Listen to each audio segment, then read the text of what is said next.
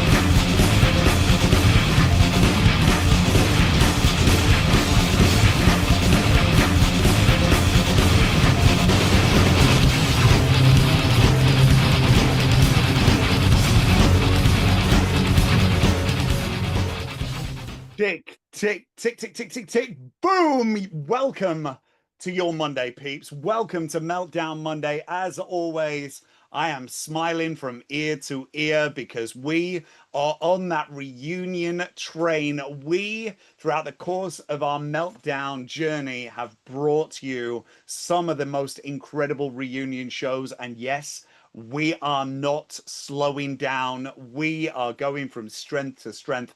And this is one that each and every one of our listeners has been clamoring for. I'm prepared. I am literally salivating. This is going to be a show like never before. Again, my name's Tom Finkill. I am your Manchester rep over here in the city of lights. We are. It's going a little bit dark. It's an afternoon here in Manchester, but on the other side of the world, it is a fresh morning. That coffee has been brewing, and these guys are ready to literally lay the verbal smackdown on you. And as we do every single week, it gives me the greatest of pleasure and pride to welcome my best friend. Are you ready to reach out the hot tag for my tag team partner? Ladies and gentlemen, the three-time tag team champion of the world, Wrestling Life Online's Hall of Famer 2026, and yes, the finest man in any room. It's Brian Clark! Woo! There he is, live, kicking it off the meltdown. Actually, the maestro of the meltdown, I should say. And ladies and gentlemen, do not get it twisted. He is the that's right, three-time UK host of the year. I know him as my good friend, the Tomcat of Manchester, of course. I'm going to tell you, Tom, I'm excited, man. We have gone through the files and connected with some great people, and today is no different. I have a long history with this gentleman that I am going to introduce here in just a few. So, Tom, what do you think about us going back to back with people from my past as far as in ring side by side? What do you think about that? I think it's a really interesting concept. It's like taking a journey through Brian's legacy. So as he entered the WWF, the World Wrestling Federation, in 1993, he was brought in by none other than our favorite Raven quota, Mr. Scott Levy himself, Johnny Polo, and he went from strength to strength to strength. And today's guest is a massive part of that journey. So I'm really looking forward to this one, guys. I'm looking forward to your interaction. I've got some brilliant questions from fans. I've been researching and doing all my shtick that we usually do, and this I've been waiting all day for this. But it's going to be great, mate. I'm going to bat it over to you to do the big intro because you do it so well each and every week. This should be a scorcher of a show. I try each week to learn from the Tomcat, and the layers of that onion I peel back from the knowledge of the Tomcat in this game we call co-host, being able to bring this to the masses. We love doing it each and every week. So let's get it started. Few figures in WWF history mastered the art of being despised by fans quite like our guest. Whether he was shrieking at ringside or scheming on behalf of monsters like Sid or Kamala or even yours truly, or proudly guiding Bertha Faye to WWF Championship gold, our guest was a walking lightning rod. That's right, for booze in the 1990s. Behind the outrageous suits and the ear-splitting voice is a fascinating wrestling mind who lived the business from multiple angles. From his early ring days as Downtown Bruno to becoming one of WWF's most memorable managers. We are ready to talk heat, history, and stories you didn't see on television. From backstage culture to managing legends and what he really thinks about the product today. We are proud to welcome the man, the myth, and the mouth, our friend Downtown Bruno, aka Mr. Harvey Wippleman. Welcome in. Woo! All right. I'm so proud to be here. Tom, it's great to meet you. Bryan, a.k.a. Adam Bomb, a.k.a. Wrath, a.k.a. the Night Stalker. It's great to reunite with you after all these years. Always been really good friends. And, we never had a crossword the whole time we travel together and work together. And that's very unusual in this profession. And but since Adam Bomb is sitting in hot and breezy Phoenix, Arizona, and I'm sitting here in Walls, Mississippi, where it's been below zero. I've had broken pipes. The streets were undrivable. The grocery stores were sold out. I fell and hit my elbow and my wrist. So, Adam Bomb, I hate your guts. Yep, we all resonated from that. He started the show saying it's a little bit chilly. This is it. This is how we started the Zoom today. They're shivering away, and I told him that the world's smallest violin is playing for him somewhere, as we're sat in negative temperatures. Well, Bryan, this is going to heat you up, brother. This show is going to heat you up. So, on behalf of the Meltdown masses, welcome, Bruno. We're going to have fun. So, I'm going to kick straight off because I've got a smorgasbord of questions to hit you with. And I know Bryan has penned some interesting ones as well from your legacy together. But before becoming Harvey Wippleman, you wrestled and managed as Downtown Bruno. So the question that I've got for you is, how did that transition from initial wrestler to manager come about? And what made you realize that managing might be a better long-term role for you than wrestling?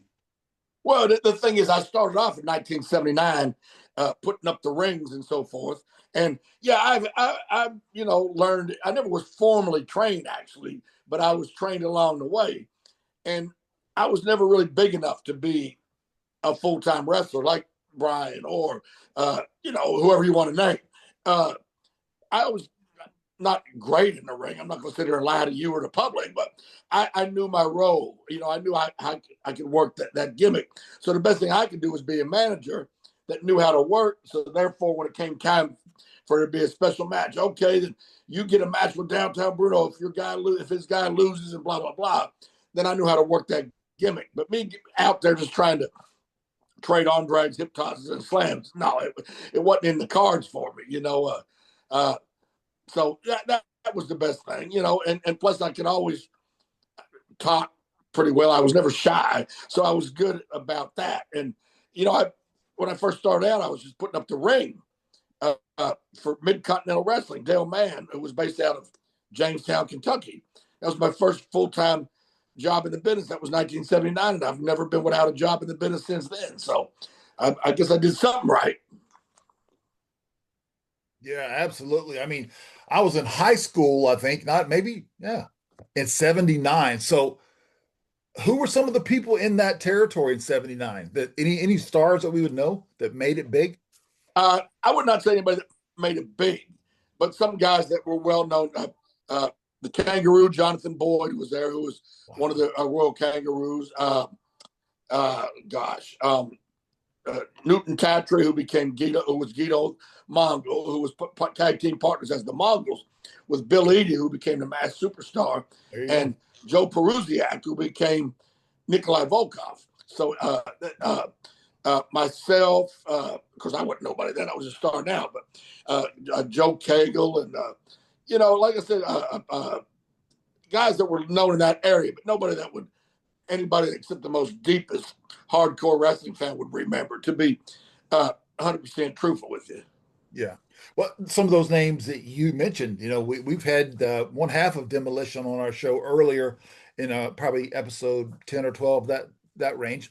But we have some of those names that we know who you're talking about. Nikolai Volkov. How do you think of Iron Sheik? You think of Nikolai. They just sort of go Right. together.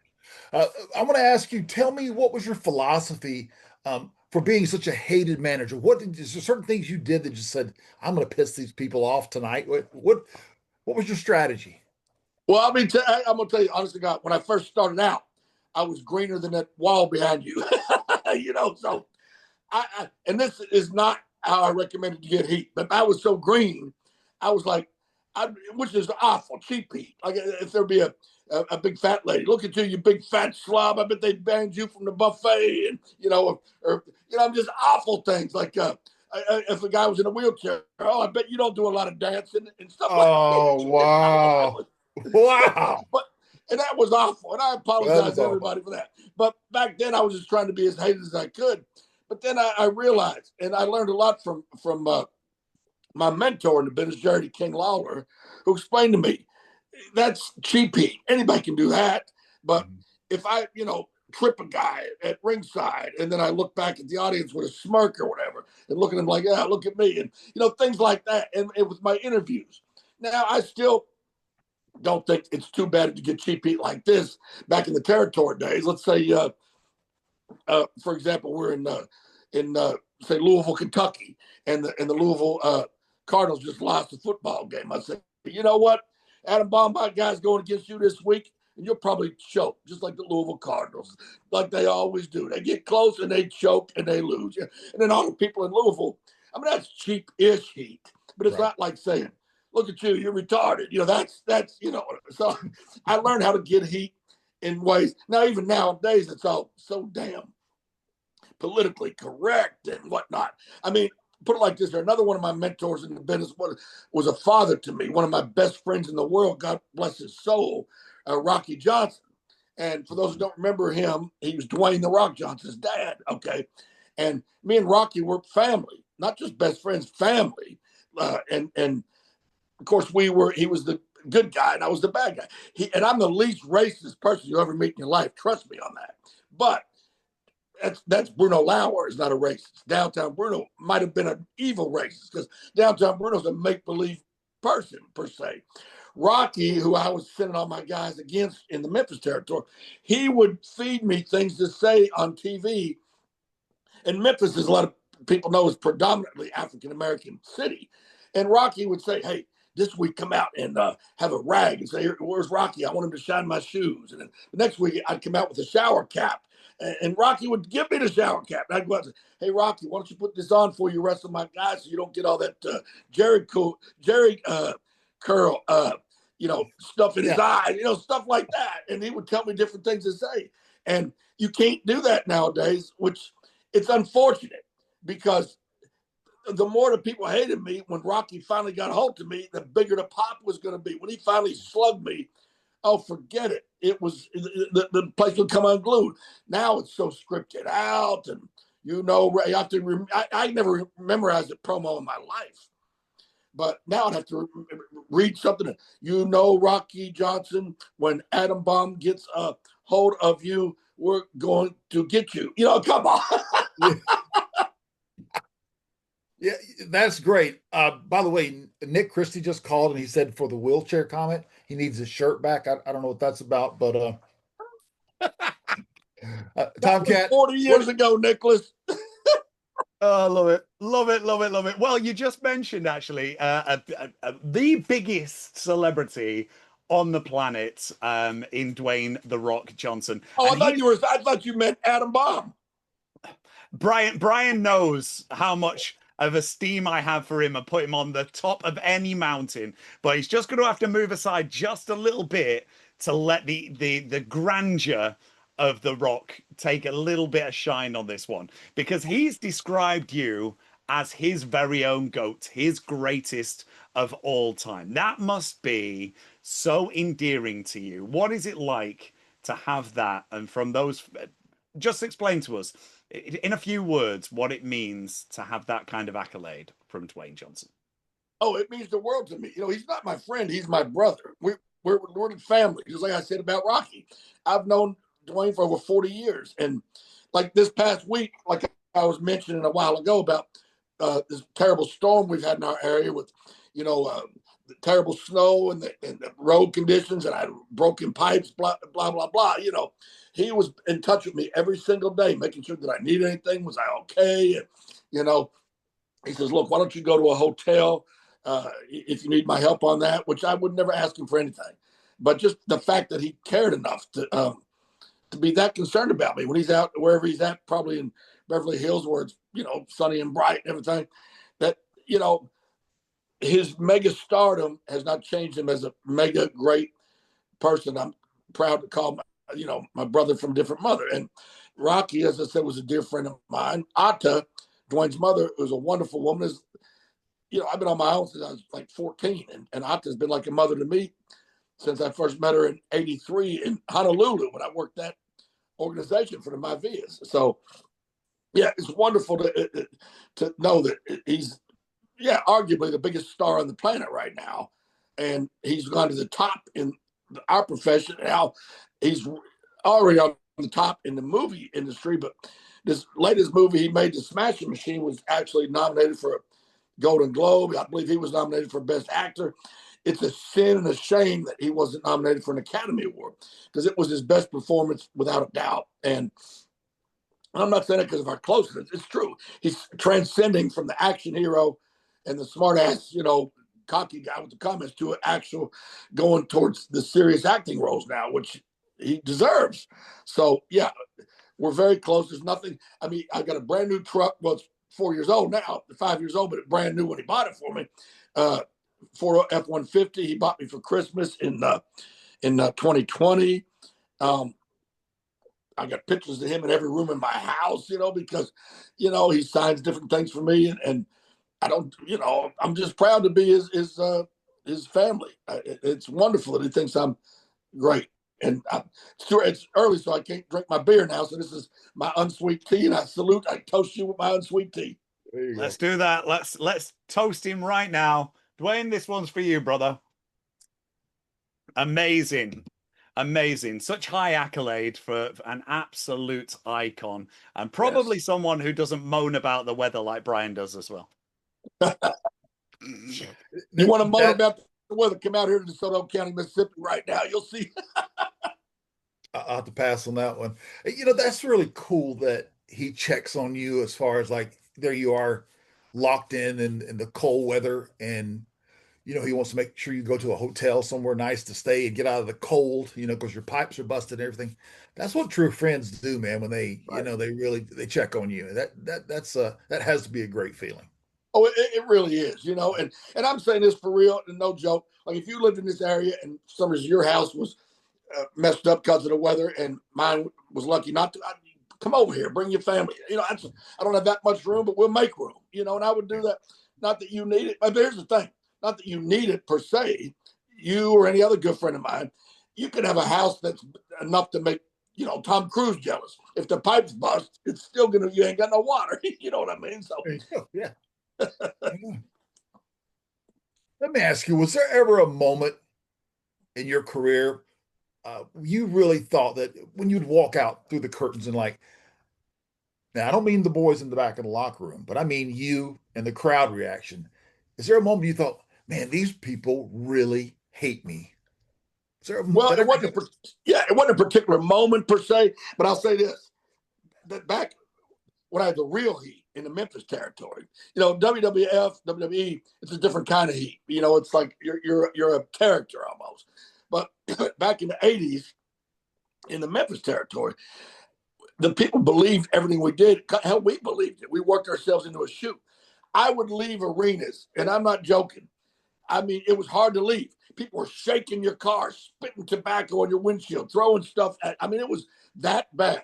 I would leave the Coliseum, and I was scared I was going to run somebody over because they were all trying to block the car, jump on the hood. I mean, it was that much heat.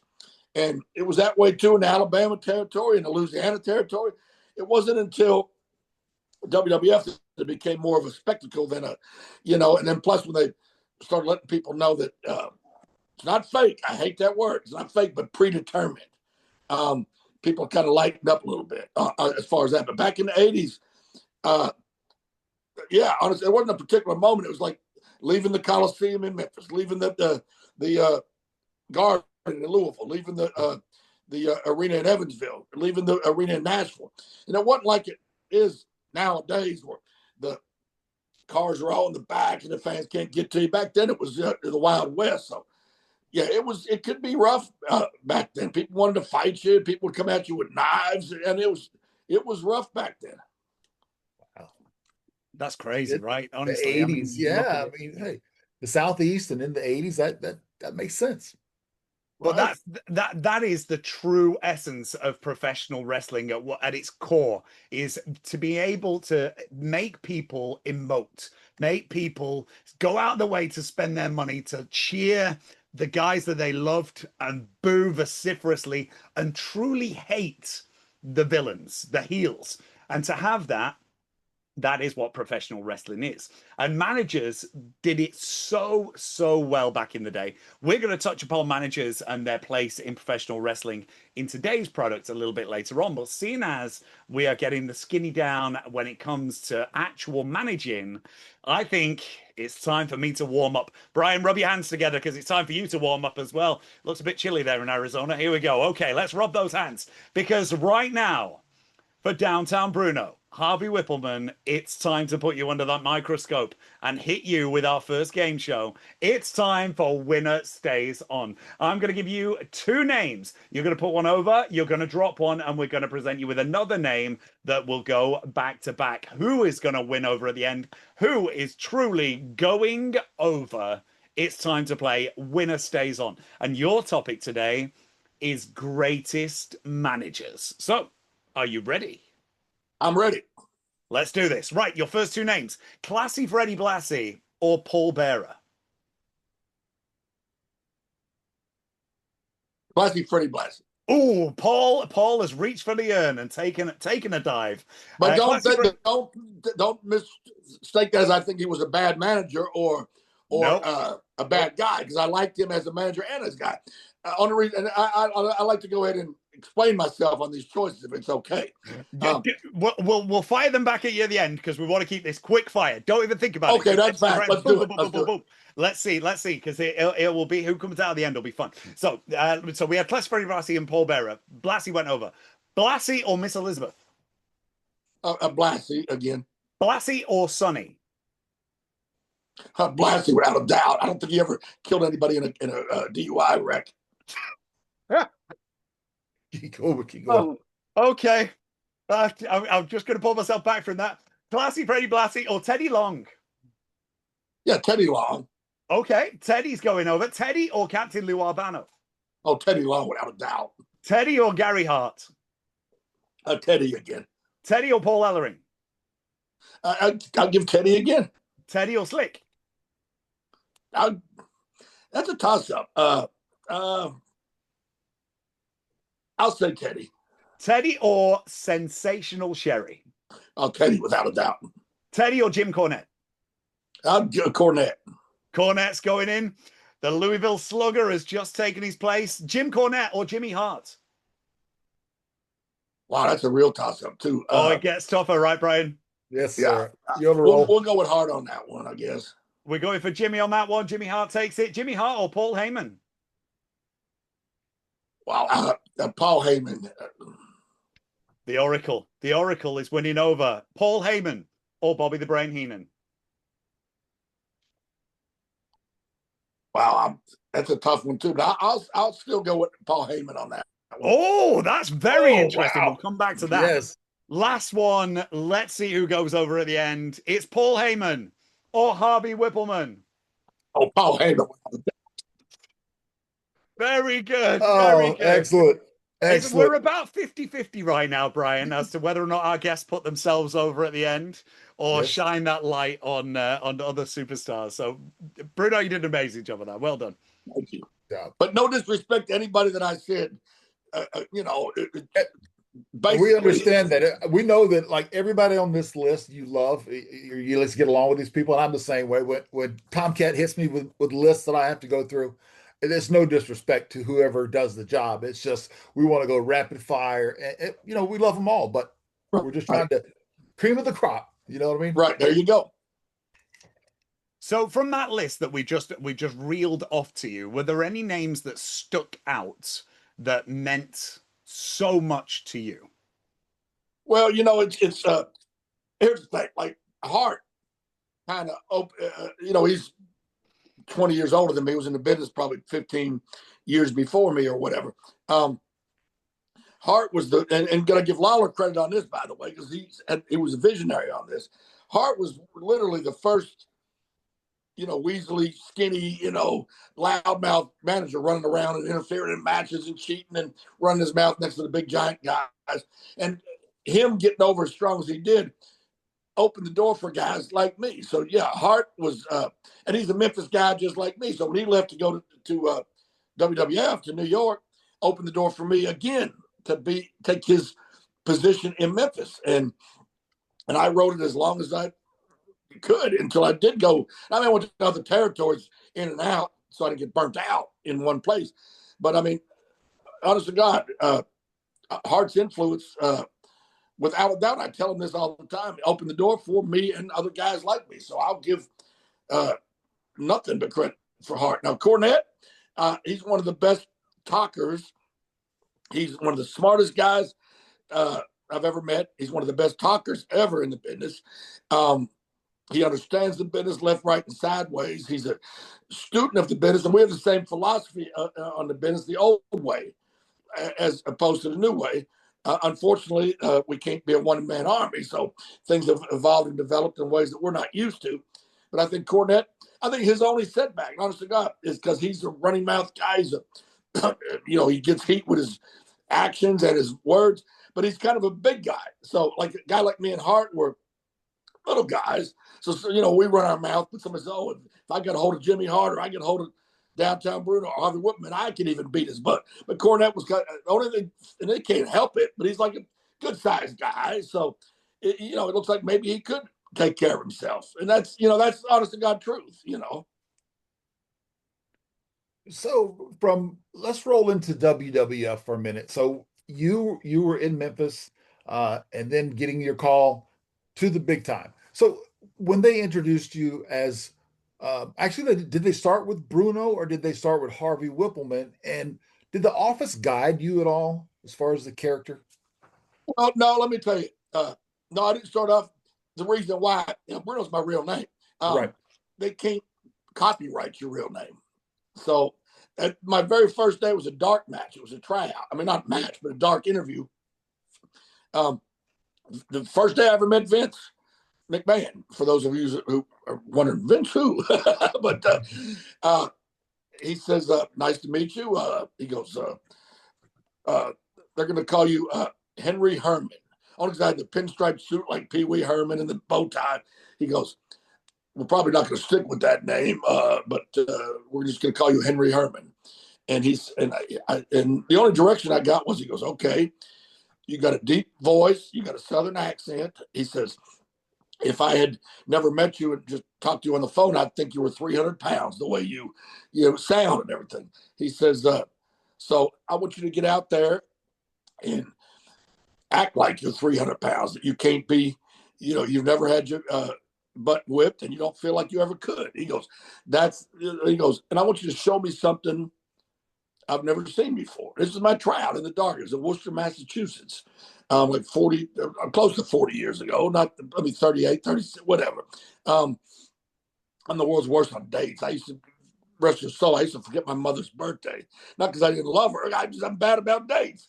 But anyway, Vince told me to do that. He says, show me something I've never seen before. So I'm out there with Gene Okerlund. We're going back and forth. And this is, again, the days of the cheap-ish heat. And I says, well, I don't like these Northerners from Massachusetts. I think they're a bunch of jerks and blah, blah, blah. So Okerlund says, and he would never do this nowadays either, but if he was still with me, he goes, well, up here in Massachusetts, we don't like you people from Mississippi. And everybody, yay. So I reached over and I slapped the piss out of him. Oh, wow. So Vince said, show me something I never seen before. I mean, I shouldn't say I slapped the piss. I didn't do it like I was trying to hurt him, but you know what I mean. Yeah. So we got in the back, and everybody was just like silent, looking at me. Gorilla Monsoon, J.J. Dillon, all them were looking at me. And Vince was sitting there. He just looked up at me. He goes, I didn't like the slap. I said, oh, boy. I said, here we go. Here's my try. He goes, I didn't like it. You didn't hit him hard enough. He says, when Gene comes back through the curtain, he says, I'm gonna give you a hard time and say you shouldn't slap the announcers without being instructed to, and blah, blah, blah. He goes, we're gonna do the same thing tomorrow night in Portland, Maine. And I want you to do it again. Oh, Loving the the next night ribs, was right? Portland, Maine. I have to admit, you know, I hope I don't get in trouble for this all these years later. I smartened up Mean Gene. I had to, because I wanted to make sure. And I did it, and he reacted. I come back to the curtain. Nobody said nothing. I called home, and they said, there's a FedEx here for you. And I said, well, I was still on the road. I said, well, open it up. It was my uncle, you know. And he goes, it's a contract from the World Wrestling Federation. Nobody told me nothing, and they sent me a contract. That was my first 3-year contract. Now it's almost 40 years. So that's how it began. I slapped the piss out of Gene Okerlund. And, you know, Vince was big about these ribs. Like he had me work with Howard Finkill at Madison Square Garden. You know, Howard, God rest his soul, great guy. And this is not an insult to him. We all know he couldn't work. He was an announcer and an office personnel. But they had the thing where me and him were going to have a match. So they sent we're at the back. This is Madison Square Garden, the number one arena in the world. Vince says, okay, Howard, you're going over, which for those who don't know, it means Howard's going to win the match. So he sends Howard to the ring. I think they were playing Hulk Hogan's music, and he's running to the ring. And Vince says, Bruno, I've changed my mind. You're going over, but don't tell Howard. I said, oh, my God. So we get out there, and I'm not no damn shooter or whatever, you know, but I would keep trying to beat Howard, and he wouldn't. He kept kicking out because he knew he was supposed to win.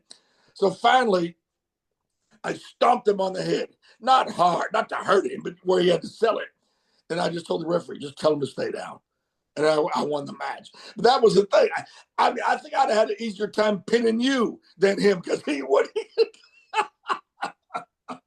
I'll have to go back and watch that. That's amazing. That's like Howard Finkel, the little engine that could. What an absolute legend. Now that one there wasn't televised. That was a house show. Oh, when I wrestled him at, I think it was the 10-year anniversary of Raw or something like that. They had us in a tuxedo match where you had to rip each other's clothes off. That was televised. It's funny.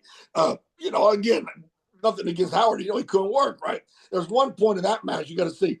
I'm on the top rope doing something, and he leans over and puts me like on his shoulders, and he was going to like fall back like the Legion of Doom would do. And the bushwhackers were at ringside. They said, don't let him, mate. He'll break your neck. You know, because I was going to fall back. You know, he don't know how to do that. So I hooked the ropes. It was the most awkward looking thing you ever seen in your life.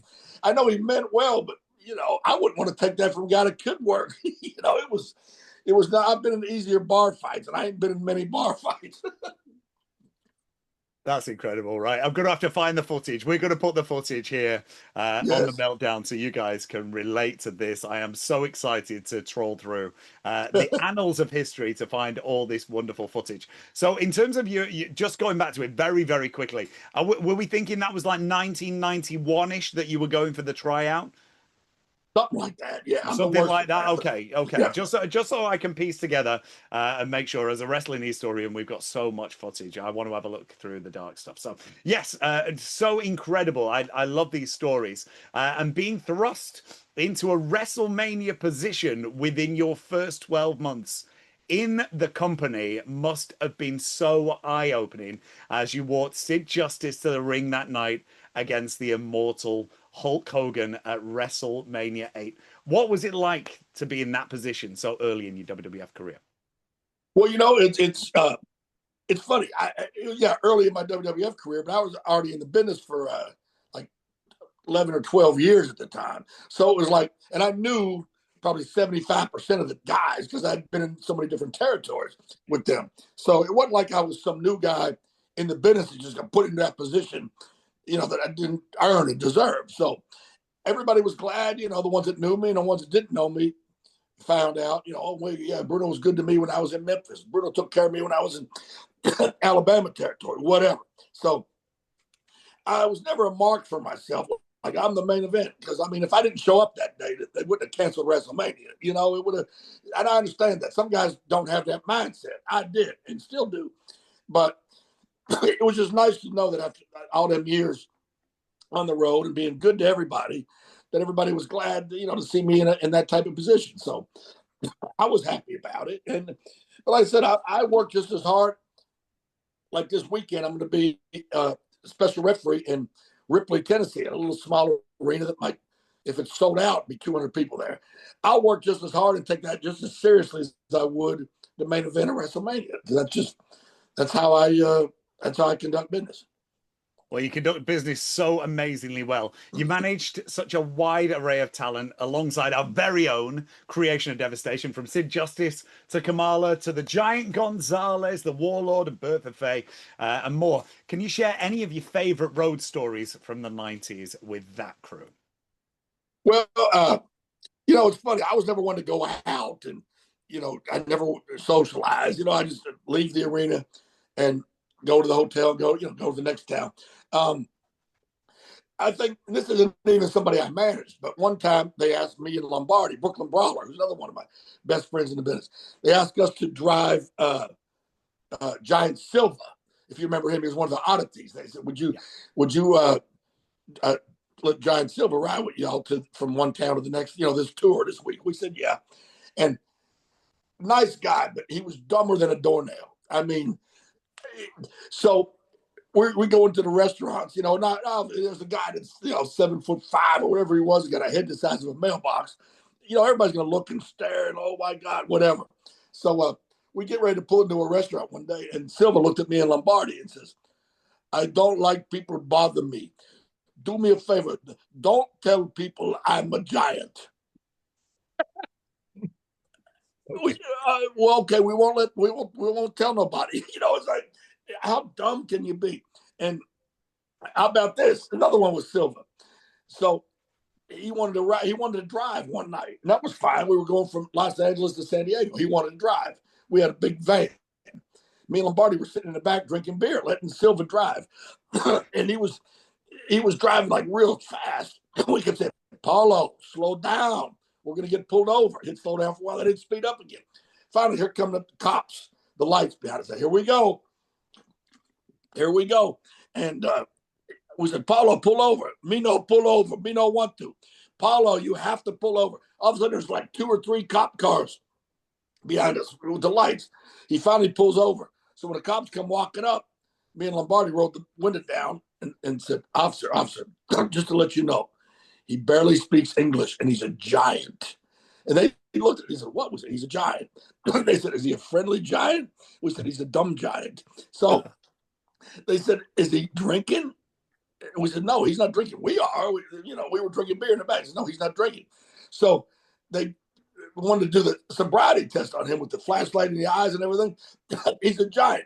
They had him on his knees on his side of the Interstate 5, I believe it was, and doing the test for him. He's so dumb, but they realized he wasn't drunk. But as we go, everybody else from the company's driving by, going to San Diego. Well, look, there's Vince's limo, and there's Giant Silva on his knees, getting the thing. Me and Lombardi standing there like 2 jerk offs. That's great, because I-5, yes, straight to San Diego. Right. Yeah, because it's not that far from me. And everybody's zooming by in the company. The worst place you could be. And the Giants on his knees. That is too much. Yeah. There were some other funny things over the years. Like Owen Hart was a funny guy. When he was a babyface, he was out there having a match with somebody, and Strongbow was the agent at the time. And Owen had looked at the crowd and was clapping his hands, looking at the crowd. So Strongbow, after the match, says, Owen, if you were in a street fight, would you look at the people observing the fight and look at them and clap your hands? Was that what you would do? And Owen said, no, Chief, I'd probably break into an Indian war dance.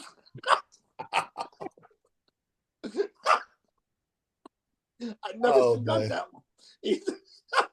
And then there was another agent who was just a terrible person and a terrible agent. I know we don't go negative, but I got to say this.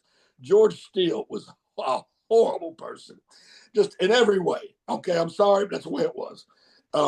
He was a blowhard. He was a know-it-all.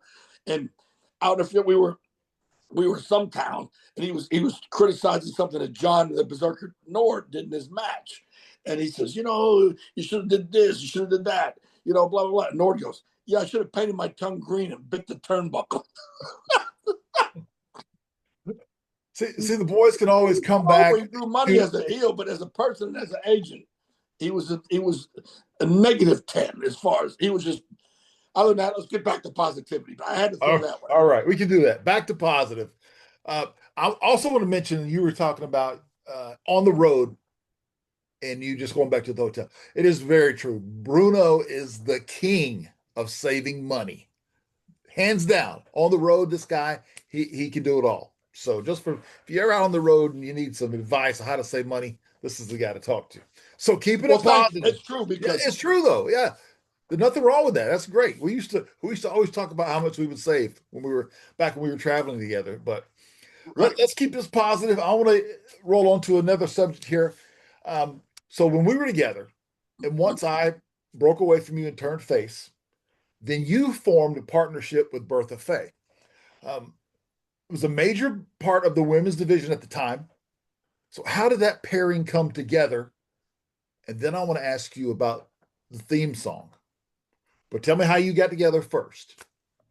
Well, they just came to me. The office came to me and just said, okay, you're going to be managing Bertha Faye now. And I said, okay. And so since we're not getting negative, I won't get too deep into it, but we never got along. Never got along. Okay, didn't know that. Never got along. She was just somebody I didn't get along with. Okay, I wanted to, but she stayed drunk all the time. So, and Alundra Blaze, Medusa, Deborah, who's a great girl. Every time I see her at one of these washed up conventions, Legends reunions that I go to, she always says, thank God I was at ringside so she could work with me, kind of chase me around. Because Bertha was in there stumbling drunk half the time. We had to cover up for her. It wasn't a good partnership. And God bless her. She's no longer with us. And I've been told that she ended her own life. And I'm very sorry to hear that. Just because I didn't get along with somebody, it certainly doesn't mean I want them to be dead. You know what I mean? Yeah. So, and that, it hurt me. But yeah, we never got along. She was very difficult to do business with. So after her, they put me with Well Done. And God bless those guys. They're no longer with us either. Rex King and Steve Dahl. Right. Or at the time, Timothy Well and Stephen Don Well Done, which is kind of corny, but you know who came up with that name for those guys, right? No, Strongbow. You're kidding? No, he gave them Well Done. I didn't like it either. I'm like, you got something better than that. But Strongbow came up with that name. Well, I'll be damned. I like Strongbow. Don't get me wrong. I'm not saying nothing bad about him, but it's just the name. It's the name, Yeah. Well, back then there was a lot of those things like, Bob Holly was. Sparky Thurman Plug, STP. And, so, and I mean, even Hulk Hogan says to me, why can't you just be downtown Bruno? Why do you have to be Harvey Wippleman? Because I went from being a downtown Memphis rough guy to nothing against them, but a Jewish guy. I mean, Harvey Wippleman is a Jewish name. I'm not Jewish. I have nothing against Jewish people. God, I'm blessed Jewish people. But I'm saying it's obvious I'm not Jewish. But they gave me a Jewish name, So when did you record the intro music? Who come up with that? Did they just give you the script and say, here's what we want you to lay out for her intro music, or how'd that come about? Well, there was a guy that you probably remember that used to do the intro music for WWF named Jim Johnson. There you go. He had a studio in an old church up in Connecticut near the office. Yeah. And they just said, okay, we're going to fly you up to the Northeast. And, I can't remember what, probably LaGuardia. I don't remember. They said, and here's the address and go here. And he had a studio set up and he wrote the song or whatever. And I didn't sing. I can't sing, but it wasn't really singing. It was like, he had the music. I'd say, oh, Bertha Faye. Well, I don't even remember the words, but it was just, and it was all wrote down in front of me. So I didn't have to memorize it. And that was it. It was just, he had it all laid out. And I realized trust me, I'm not putting myself in the category of Beyonce or whoever's a great singer, but I'm saying I see how it works though. Like say for Beyonce, since she's like the most famous singer in the world right now, she don't just sing the song all the way through. She might sing 2 lines and they'll stop and say, "We'll redo that part or whatever," and then they script it all together. But even though here's Beyonce or here's Frank Sinatra or here's Elvis and here's me, it's still the same way, even though it's obviously a different perspective. And I didn't realize that's how it works. Just like when I did Young Rock, I didn't realize how those TV shows worked. I always thought just ran through. They were doing the same scene like 10 times in a row. I'm saying I didn't see where they messed up the first time. They didn't mess up. What they did was they would get, if there was like 6 guys in the camera shot, you'd all say the same, your line. Let me tell you, I'll get you, blah, blah, blah. They would get everybody close up. They would decide in the editing room what shot they were going to use. That's why I learned that. I know I got off the subject a little bit, but I'm just saying that's how the music worked too. I found out, they would do like, I might sing the same line 6 times and they'll decide which one to use in the final product. So I'll give it to Jim Johnson. Very, very nice guy, very professional. And that was my first and last time, singing, except, in the shower or whatever. I think the comparison of Downtown Bruno to Beyonce will live with me forever. That was something that wasn't on my bingo card for today, but we rang that bell and put a smile on my face. I love it. Now, speaking of comparisons, how would you compare the way that women's wrestling was portrayed back in the 90s as opposed to the product that we see today? Oh, I think it's above and beyond much better today. And even, let's go even before the 90s. Back in the 80s, it was women that some of them weren't all that attractive in a one-piece bathing suit, doing arm drags and hip tosses. Then in the 90s, it became a little bit clownish with the bikini matches and the, whatever, hit each other with pillows. Now it's became where they're like, some of these girls out there are way better than some of the guys. Charlotte Flair and who I know personally, some of the girls I never met. Jade Cargill, I never met. Bianca Belair, I never met, but tremendous. I know the Bella twins both. I consider them friends of mine. Very good. So, no, the ladies' division, if you want to call it division, but whatever, is leaps and bounds, way better than it ever was. Not even just the 90s, but back in the day. It's fantastic, and I give them nothing but credit. I give WWE nothing but credit for, utilizing them in that manner. Yeah, I completely agree and echo those sentiments. We're just coming off a very hot Royal Rumble in Saudi Arabia, and I've got to say, from a personal perspective, I found that the Women's Rumble was far more entertaining and athletically skilled ahead of the men's. So come on, the girls, let's go and bring it on and championing the ladies division. Amen. I'm with you. So, Tom, do you realize that we are sitting here with a former WWE World Champion? Did you know that, Tom? Talk to me. Bruno knows exactly what I'm talking about. A former WWE Women's World Champion. Let's go. Hervina, talk to me, baby. Well, it's like this. Not to get political, because I'm not going to take a stand either way, but the big thing on the news nowadays is the transgender athletes, and should they be in the sport with people that were their birth gender, whatever. I'm not going to get into all that, but Downtown Bruno, aka Harvey Wippleman, aka Hervina, was the first ever transgender athlete to win a world championship. Not Caitlyn Jenner, I can't even think of no other ones, but me right here, this guy, Hervina. And it was funny. It was strictly because they had the championship on Stacey the Cat Carter, who was Jerry King Lawler's wife at the time. They had it on her because she was real pretty and, real attractive, whatever, but she wasn't a wrestler per se. I don't remember what the situation was that she ended up with the title, but they wanted to have it on Jacqueline. who's a wonderful girl, tremendous athlete, but very stout and stiff in the ring. I've worked with her many times in Memphis. They strictly had me as an interim champion for one day, so I could beat the cat because they know I wouldn't hurt her. And Jacqueline wouldn't hurt her on purpose. She wasn't mean, but she was an athlete where Stacy wasn't. So I strictly, that's the only reason I was a champion. And the next day in Detroit, Jacqueline beat me within like a 2-minute match. And that was strictly to get the championship from the cat to Jacqueline without Jacqueline and the cat having to work together. So I was an interim champion for one day. So yes, I was the world champion. A lot of people can't say that. World champion in the major leagues of professional wrestling, the World Wrestling Federation, WWE now. That's me. So yes.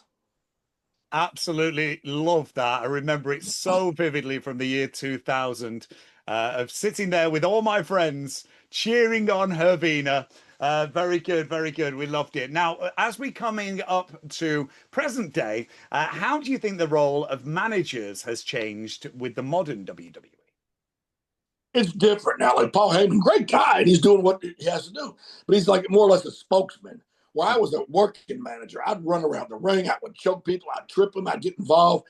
And I'm not saying that Paul don't do that when he's required to, but it's not the same. It's just a whole different product. It's so corporate now. It ain't like the old days when we played it by ear.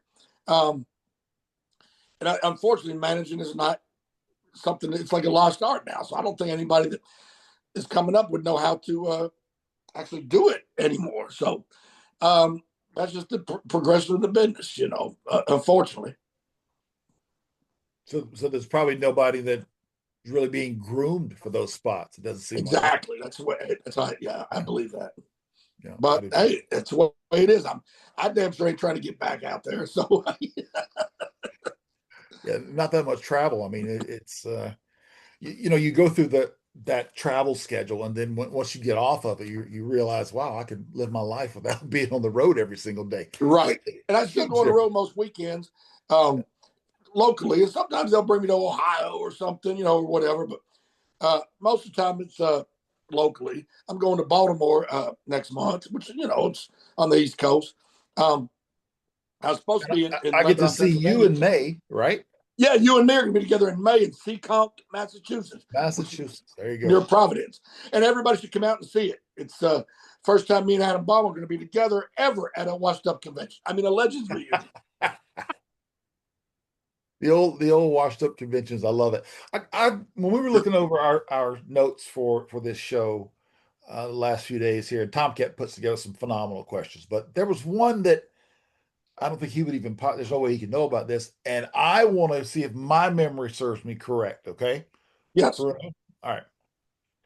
Did you buy Vince McMahon an Elvis big velvet Elvis Presley photo or picture for his birthday or something? Right. Yeah. Who told you that one? I remembered it. You told me. You told me back in the day, and I thought you were ribbing me, and I'm like, and you go, no, it's a huge Elvis photo for his house. Yeah, because he had mentioned to me when me and him were riding in the car together one day, and he said, he's a big fan of Elvis, and he was just saying very nice things about Elvis, and I knew I could go down near Graceland and get him a nice, and he told me he appreciated it. I don't know where he hung it up at, but he really. He didn't just blow it off. He was moved by it. Yeah. I remember that. Yes, it's probably hanging over his bed right now. I wouldn't doubt it. Next to that massive topless painting of himself riding a stallion. Yeah, just right next to that is a velvet velour Elvis. Love it. So as we're touching on today's managers, from the current product, is there anybody that you would think would benefit from having an old school manager? I'm sure there's quite a few of them that would, especially in the main roster. But I don't even know these guys anymore. You know what I mean? I'm on the different deal now and everything. So I don't even want to speculate. I just honestly, I don't. If I walk down to the, came to one of the events, whatever, I would know so few of the guys now. I'd know Randy Orton. I'd know the Usos. I would know Roman Reigns. but most of these people I've never met before, so it's hard for me to even say. In all fairness. Yeah, that's completely understandable, right? I remember I was having a chat with Ted DiBiase over this past sort of winter, and he was echoing exactly what you just said. He's been in the industry for 40 plus years, and he's like, when I'm out of the industry, why do I want to watch the industry, right? So yeah, completely echoing those sentiments, Bryan. Yes. Yeah. So, you just mentioned earlier that Massachusetts, we will be at a convention there, aka the Washed Up Guys show. But I never thought of it like that for some reason. Now that's going to be stuck in my head. Are there any questions? And I know recently you were in Canada. Is that right, Harvey? Were you in Canada? Yeah, it was. Oh gosh, I think it might have been September or something. Okay. Like I told you a while ago, I'm the worst on that. But yeah, it was. It was Hamilton, Ontario. Me, my dear friend Brooklyn Brawler was there. The Killer Bees, which is Jim Brunzell and Brian Blair, were there. I think there was somebody else from wrestling that was there. I can't remember. I know for sure us were there. It was really cool. I got to meet some. Yeah. Like the headliner was the actor Ernie Hudson, the African American fellow that played on Ghostbusters. Man, he had a line out the door. I got to meet some really nice actors there. They're not superstars, but Kenny Johnson, who played on The Shield, and he played on Chicago Fire. Very, very nice guy. I got to meet him. Anthony Rapp, who played in Dazed and Confused, that movie that McConaughey made his debut. And it was fun to meet some of those people. I enjoyed it. It was one of those conventions that me and Lombardi had a really good line. A lot of times you go to the ones that ain't wrestle-centric, you sit there like Patience on a Monument. But in this case, we all the wrestling people did well, and I enjoyed it. What are the questions that you get? Is there one that you get over and over again from fans? Well, it's funny. The most question I get, it's such an ambiguous question. There's no way to answer it. Like, what was it like managing Giant Gonzalez? I don't know. What was it like? I did interviews and I walked to the ring. What does it mean? Be specific. The main question I get, because on Young Rock, they had Ryan Pinkston, the actor that played me, great guy. They did a goofy scene where he was sitting on the toilet cooking eggs in Young Rock. They had Ryan Pinkston, the actor that played me, great guy. They did a goofy scene where he was sitting on the toilet cooking eggs in a skillet in the bathroom because, they were training it like we were really like poor or whatever. And people say, did you really cook eggs in the bathroom? I get that question a lot. And I said, no, that was for comedy. It was a dramedy, Young Rock. It wasn't a drama and it wasn't a comedy. It was a little bit of both. So no, I never did that. And I'm not a nasty person. I'm going to bat that question over to you, Bryan. From your conventions, what's the question that people ask you the most? Well, it varies, honestly. It just depends on where I'm at, it seems like.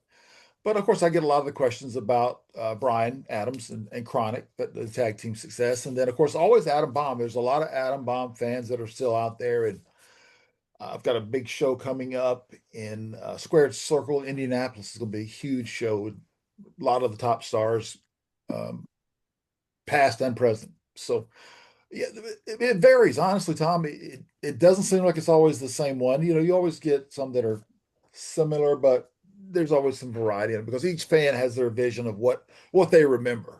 So I just sort of tie it in. Yeah. Oh, and by the way, not to interject, but a while ago y'all asked about, or Tom asked about a road story. We can't end this interview without the Heathrow, London, England, Heathrow Airport. Lay it out. The IRA, Irish Republican activists, Army, whatever. Yeah, they had just set off bombs around the airport and everything. So the airport was completely shut down. It was a madhouse. People were running around everywhere. And for some reason, us 5 or 6 brain surgeons figured we could get out. Me, Adam Bomb, Brooklyn Brawler, Randy Savage, and Sherry Martel. For some reason, we all thought, oh, we can get out. We'll figure out a way, whatever. Which, they're going to open up the airport for us 5 jerk-offs. So me and Lombardi finally got to the front of the line, and we're talking to somebody, and they said something along the lines, well, you can take a bus down to Glasgow, Scotland, and maybe you could take a flight from Glasgow and blah, blah. And it didn't end up working out. We had to stay an extra day or two and flew home. But anyway, excuse me, when the guy goes, something about, there's a chance I can change all of your tickets to fly out of Glasgow. You fly from Glasgow to, I don't know if it was New York or whatever. So our friend here is way off the other side somewhere. And Lombardi goes, where's he at? Tell him to come over here and bring his ticket. Let's see what we can do. I go, okay. Hey, Bomb. Oh, my God. Everybody stopped and looked, and here comes the freaking police and the security and all the damn, everybody. Other passengers, what do you want to call them, looking at us like, oh, my God. And I should have just said Brian or hey, Clark or whatever, but no. Bomb. I remember Randy Savage losing his mind over that. He was like, what are you doing? And that's exactly why we don't call this show the Bombcast, right? There you go. Yes. You know why? It's the connotation. Oh my Lord above. It's honestly, you can't walk into an airport and be shouting, especially the airport was closed down at the moment. He's right. I think we were stuck for at least a couple of days, it seemed like. Wow. Right. Because the IRA was making threats to bomb Heathrow. Right. And so there we were. We thought the five of us could get out, Yeah. Oh, yeah, we can do it. We just walk out. I got to give you one more story before we close out. This is not from WWE. It's from the Memphis days. Uh-oh. There was a wrestler named Jeff Gaylord, who's dead now. God bless him, too. But I was refereeing, and he was working with Lawler in a town called Ripley, Tennessee. Well, he was doing the gimmick, the Texas Ranger. He had a big cowboy hat, a mask like the Lone Ranger, and one of those big jackets, kind of like Undertaker wears, the big, like the old West thing. Duster jackets, yeah. Yeah. So I'm the referee. So I went over and I, pat Lawler down, whatever. I go over and I pat Gaylord down. So, okay. Then Gaylord takes off his hat, takes off the big duster jacket. He's got 2 6 guns and 2 bandoleros of friggin' bullets. And this is in the ring. Lawler says, I guess finding the chain would be out of the question. To this day, I laughed so hard we killed the match. We laughed through the whole freaking match. We got to the back. You couldn't see Gaylord laughing because he had the mask on. But I'm laughing to the point where I'm in hysterics. Lawler's laughing until he's in hysterics. We got in the back, and the promoter of that town, the agent for that town, was Buddy Wayne. And he goes, Bruno, what the F's wrong with you laughing out there during the effing match? You effing killed the town. Blah, blah. I said, why don't you yell at this MRF? And I put it over at Lawler. I'll never forget it. Lawler goes, I guess finding the chain would be out of the question. The Kingfish, I'm going to tell you, the Kingfish is great with the zingers and just the quick, dry humor, man.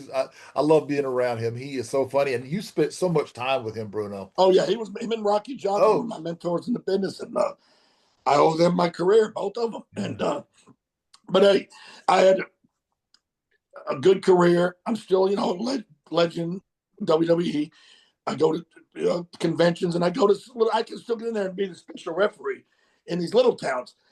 And my thing is, I do the ha-ha refereeing, okay? Because you got plenty of young guys who can referee.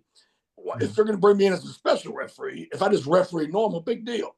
I do the ha-ha refereeing. Like when the heel has the babyface covered, I'll get down real slow and okay, here we go. And the guy will kick out or I'll be checking my shoe. There's like a stone in my shoe. And then he'll go, I want you to count faster. And I'll the babyface roll him up and I'll count real, and people pop and they love it. And that's what I do now. I can't do the hardcore referee. And I tell the guys, no false finishes, maybe 2. I'm 60 years old now. I've been doing this since 1979. So, but I have fun. And I can't wait to hang out with you in Massachusetts here in a couple of months. And Tom, you're a great guy too. I've heard nothing but good things about you, and they were all accurate and they were all true. And I'm happy to be on this show. Thank you so much. Honestly, it's been an absolute pleasure, Bryan, right? Love it. Hey, Bruno, really, man, we really thank you for taking the time out to talk about your amazing career. You've done it all. And my prediction, how you're definitely a Hall of Famer. It's just a matter of when, no doubt about it. Well, And we are again so thankful for having you. And I'm really looking forward to May in Massachusetts. Some great seafood, share some great stories, and get to reconnect. I mean, we see each other, but we're not together. Now we're finally going to be together. I'm looking forward to yeah, it. it's going to be awesome, and I can't wait. And other than that, other than my events around here and a few different, I have nothing really to promote. So I'll end this by saying, Think Signatures, Nick Christie, great guy. Adam Bomb and myself are good friends with him.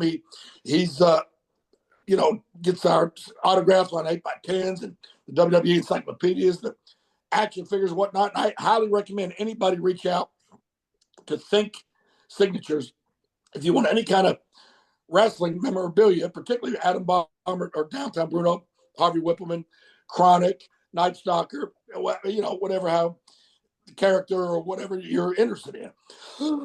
Excuse me, it's not just us. There's a lot of, he's got everybody. So Think Signatures. Think Signatures, that's right. Mr. Nick Christie handles all of my international travel, almost all of my U.S. stuff, and we can't say enough great things about Nick. And he's been a good friend of mine for many years, and also with Bruno. And again, he does represent a lot of people. ThinkSignatures.com, Mr. Nick Christie. Now I'll tell Nick that we did that. And hey, let's do this again before May and really get the people fired up for us. I'd love to do this anytime. Sure. We Absolutely. literally wrote it that way, didn't we, Bryan? Honestly, there are so many questions and points and little nuances that we didn't get to just due to time. So we'd love to welcome you back. Anytime. I love it. I just hate that the time difference is so different in England where you're at. Because if we do this in the evening when I'm drinking beer, I can really give you some good lectures. I can stay up. Let's do it. Let's do it one night when I'm drinking my beer, man, because I'm really going to rock and roll. We'll tell you. Let's do it. I'll tell you some stories, man. But I'm fixing to go eat now. I'm starving. I ain't ate since breakfast 4 hours ago, or 3 hours ago. So I'm ready to eat. I love it. I wish y'all were here. We'd go have some barbecue. Well, let's not keep the man away from his food. Ladies and gentlemen, it's been a true pleasure of mine to reunite Adam Bomb and Harvey Wippleman. Put your hands together for a true icon and a future Hall of Famer. It's Downtown Bruno! Thank you. And it's like Mama says, it bees that way sometimes. Brought together two of the 90s biggest names in Adam Bomb and Harvey Wippleman, and we gave it that meltdown shine. What a conversation with Downtown Bruno. It was so good to see the man, right, Bryan? We have chatted back and forth. He's called me a few times, and to actually have him on the show today was fantastic. I was just looking so forward to it because we had so many questions. And then I pulled out a couple of those golden nuggets that even the Tomcat had no idea where I was going with them. But if you just rewind this tape, you will see it all, and it will perfectly unravel for you, and you will see those nuggets in there. Again, a great time with my friend Downtown Bruno. I loved it. Had a great time. I did too. And what we're going to put out there to our Meltdown universe is we want to hear from you, our fans, as to what other big professional wrestling reunions you would like to see brought to you by the Meltdown. Now, we've got a couple of little irons in the fire and some names that we are going to bring back together that haven't been seen together in years. But do let us know. You can contact us throughout the social media universe. You can hit us up on Instagram at our official page, which is at The Meltdown Official. You can always chat it out with the bomber himself at Brian Clark 3X Champ, or hit me up at Tom Finkill. We are also going to be launching in the next couple of weeks our very own Facebook page. So yes, if you are a fan of the FB, now you can click that like button and you can revisit some of the most amazing interviews, shows, and watch-alongs that we have held here on The Meltdown throughout the course of 2025. 2026 is going to be our year. We are going to go from strength to strength to strength to strength and build it for you guys. And we want you aboard the Meltdown train right the way from the beginning and grow along with us. Now, it's time to go. As Bruno has just divulged, he's got to eat, I've got to eat, Brian's got to eat, and we are ready to wrap it up in a nice big bow. So from me here in Manchester, we'll see you next week, where I'm going to keep tight-lipped as to exactly what we've got lined up for you. But we'll see you then, where you know that shoes ain't cheap and booking ain't easy. Be there or be square. We'll see you next week. A-boom. Thank you, Tomcat. Yeah, it is getting close to lunchtime. So if you are having your lunch, why not have your lunch and listen to the Meltdown? Perfect combination, a great side item. We're better than French fries. We're better than any of the bad stuff. We're clean machine, protein driven. That's right, the Meltdown. Right here with the Tomcat and the Bomber. Thank you guys so much. Thank you for the likes. Thank you for the subscribes. We are building each and every day, each and every week, and we will see you here next Monday, where we are always breaking necks and cashing checks. Have a great week, everybody. Oh, boo.